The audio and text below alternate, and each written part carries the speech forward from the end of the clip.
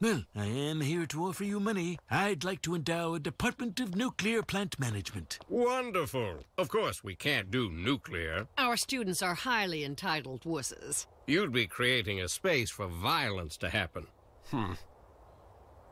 How about funding a chair in the non-narrative cinema of self-identified pansexuals? What?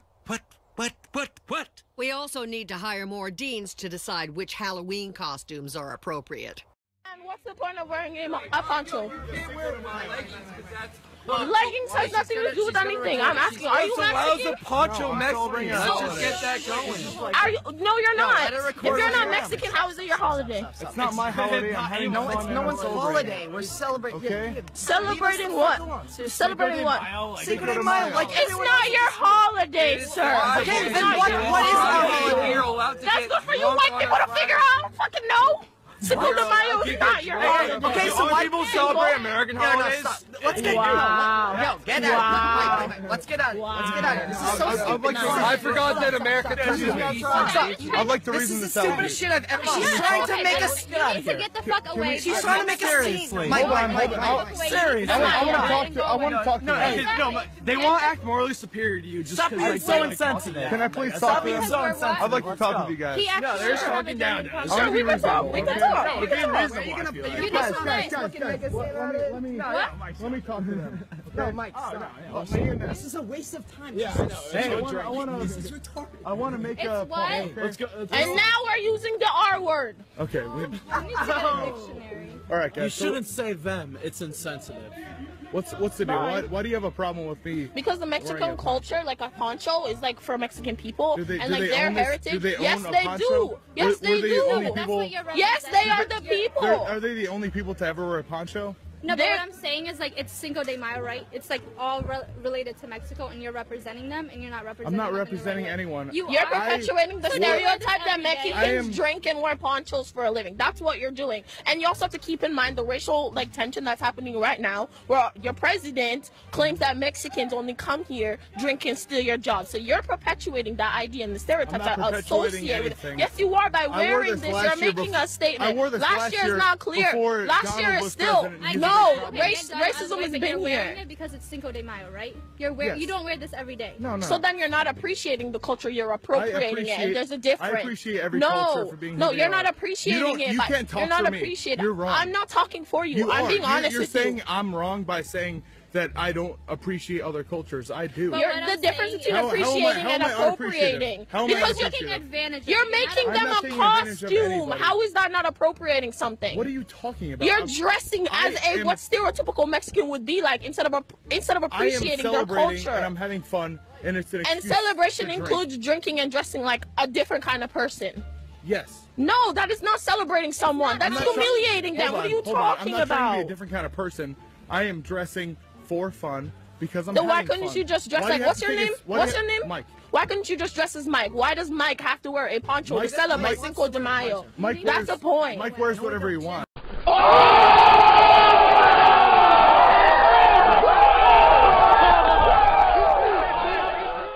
There are way more than two genders, and everyone is valid and worthy of love. Everyone. For those of you who don't know, the gender binary is the concept or belief that there are only two genders, male and female. Everyone who isn't strictly male or female is non-binary to one extent or another. Whether they're cisgender, agender, bigender, trigender, polygender, gray gender, gender fluid, or any of the many more, I didn't mention.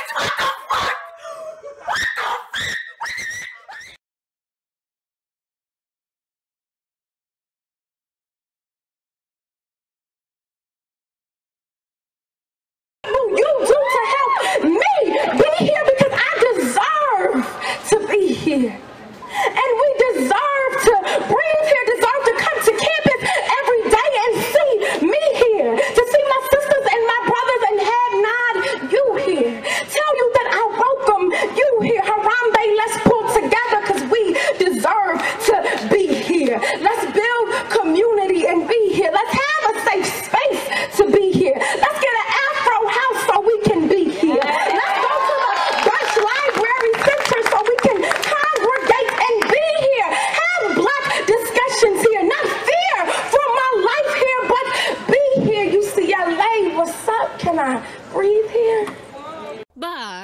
issue as heteropatriarchal as nuclear power. We'll have to hire multicultural empathizers, build a new safe space.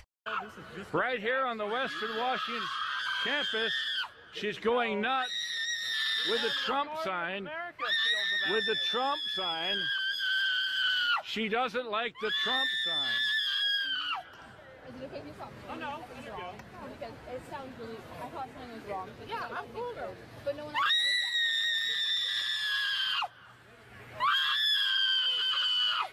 that. She's anti-Trump. I don't think it's appropriate to have her screaming, no. Yeah, that's her decision, not mine. What the fuck is that?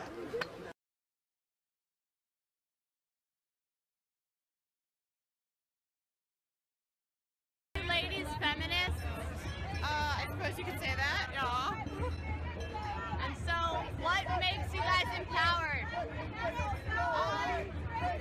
Access to resources to actually make choices about my bodily autonomy and maintain my bodily autonomy. So, like, not shaving your armpits, is that empowering you?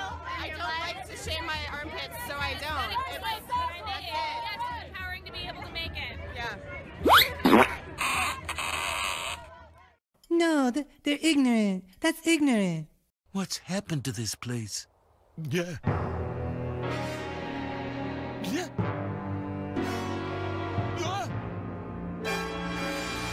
This was the home of ruthless media disruptor Samuel F.B. Morse. Who's his successor? That fellow? Fellow, that word is cisgender normative, okay? You're worse than Hitler! Too late for flattery. I'm not giving this school a dime.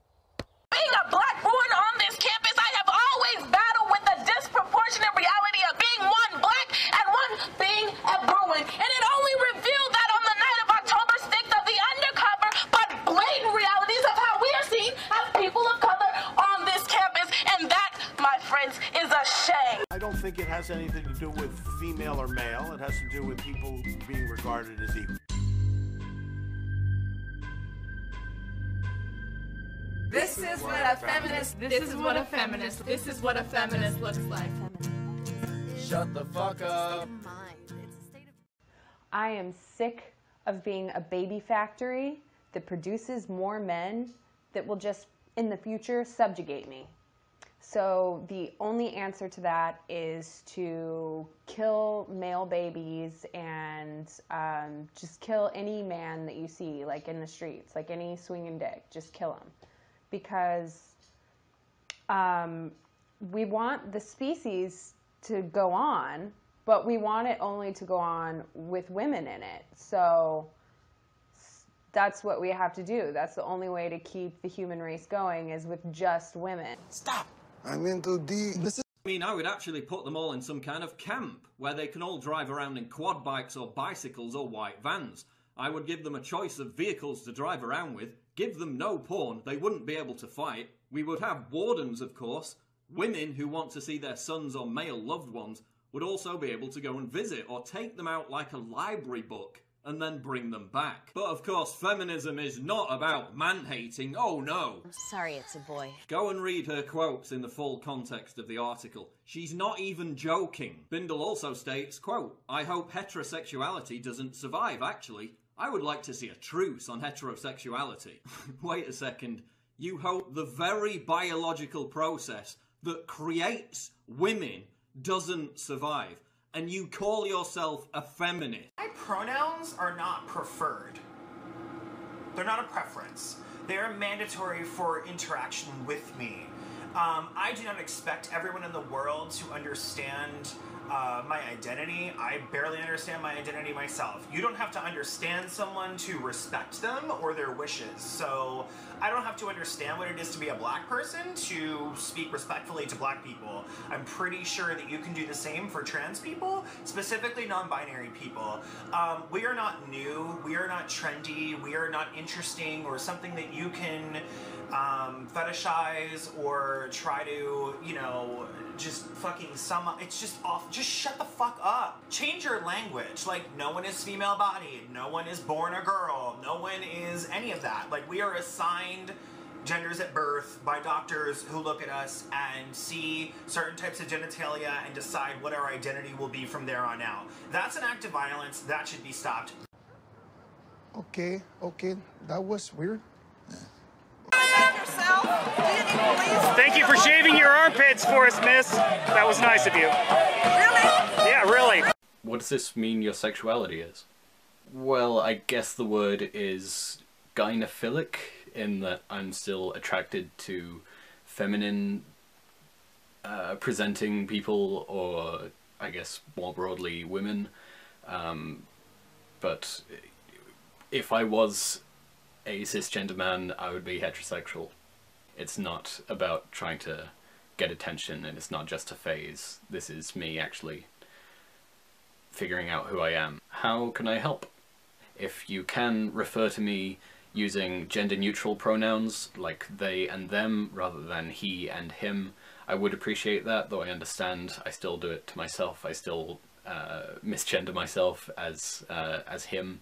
Sometimes I understand that the transition is difficult, but they and them is generally preferred, but I also quite like she and her. Without Black people, we wouldn't have any part of American culture or history.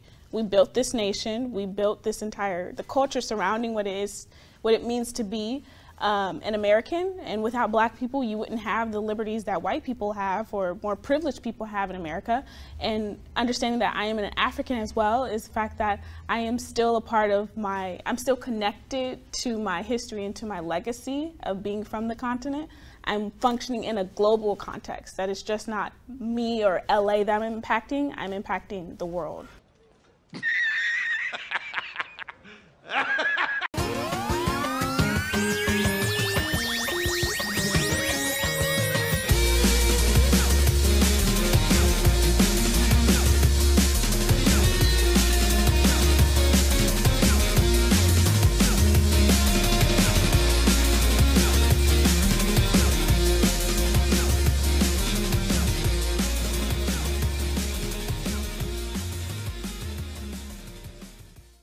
I learned about God and what else? Who else did you learn about? God and Cheez-Its. God and Cheez-Its. God and Cheez-Its. Do you mean God and Jesus? No, Cheez-Its. Oh. Okay, go ahead.